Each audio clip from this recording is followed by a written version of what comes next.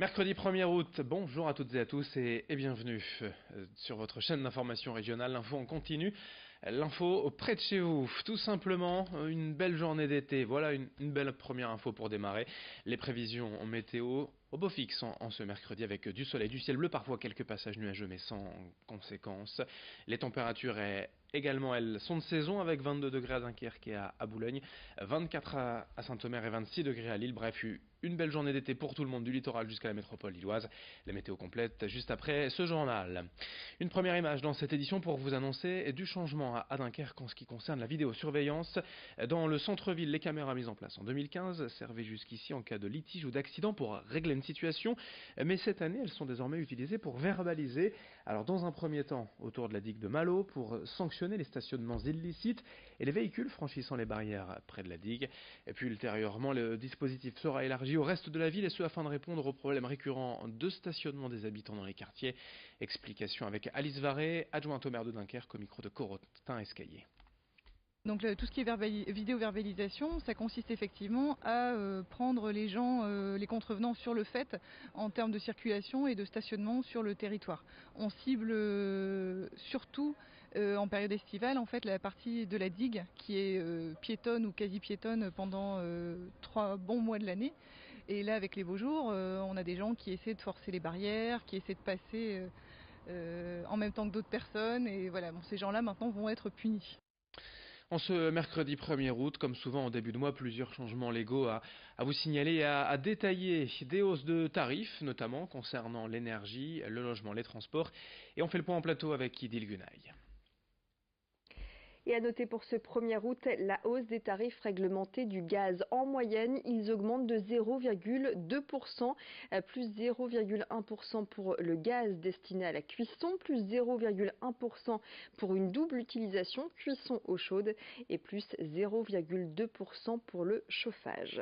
En revanche, les tarifs réglementés de l'électricité devraient baisser de 0,5% pour les particuliers, selon les recommandations de la Commission de régulation de l'énergie.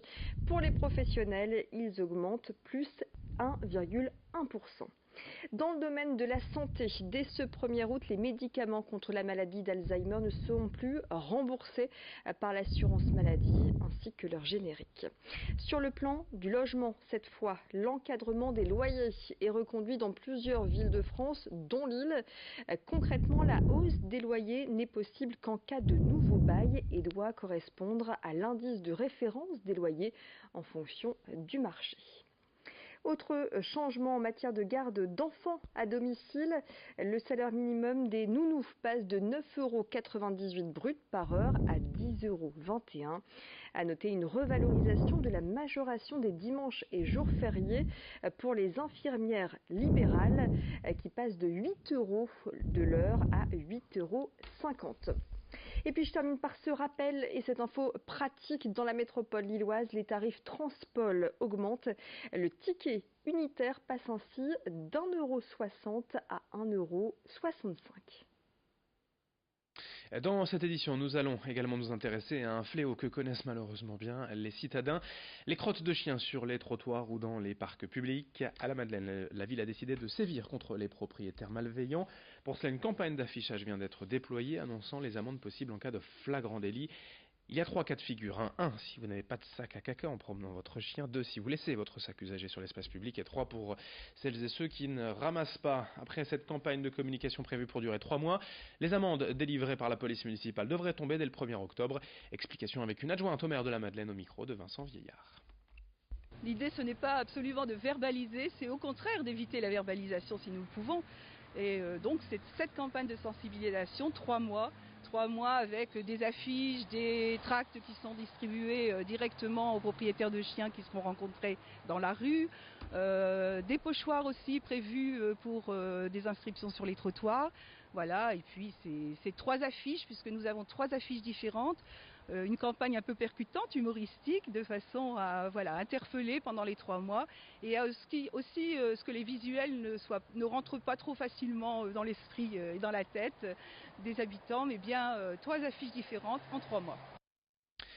Et puis dans le reste de cette édition, le grand angle de la rédaction à la découverte d'un lieu exceptionnel de la région près d'Arras, le château de Barali, construit au XVIIIe siècle et qui est resté presque intact au fil des années. Reportage signé Xavier Silly.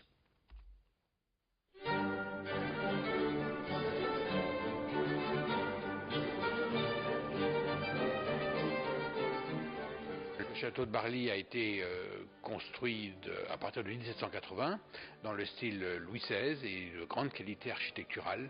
Alors c'est un château qui est intéressant parce que lorsqu'on arrive, il a l'air d'être imposant, c'est presque un décor de théâtre, il a l'air grandiose et en fait quand on rentre, on se rend compte que c'est une maison qui est petite, il fait 5,16 m de profondeur, il est on s'appelle en lanterne, donc les pièces sont en enfilade et éclairées des deux côtés et donc c'est une maison qui est extrêmement facile à vivre. D'ailleurs, il n'a pas du tout été modifié au cours des siècles, pour une bonne raison, c'est que le plan est absolument parfait.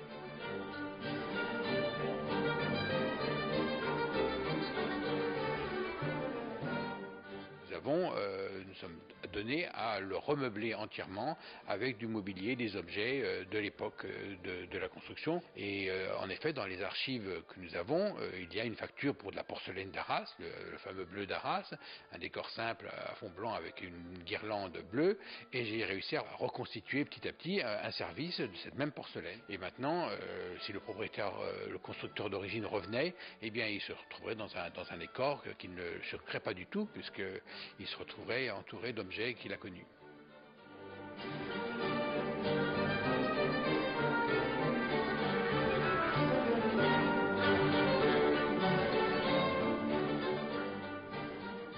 Lorsque les visiteurs arrivent, nous les accueillons dans la cour de ferme. La maison de ferme est devenue notre lieu d'accueil, notre billetterie. Et ensuite, nous leur faisons donc visiter les cours, nous leur faisons l'historique, nous leur présentons l'architecture de la maison dans la cour d'honneur qui est là.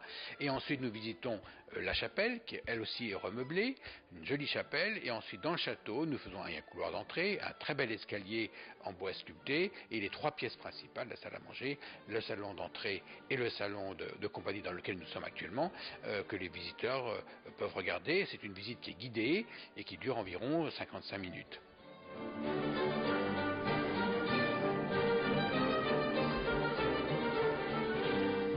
Merci de votre fidélité sur votre chaîne d'information régionale. D'autres infos, d'autres images à suivre dès le prochain quart d'heure. Très belle journée à toutes et à tous.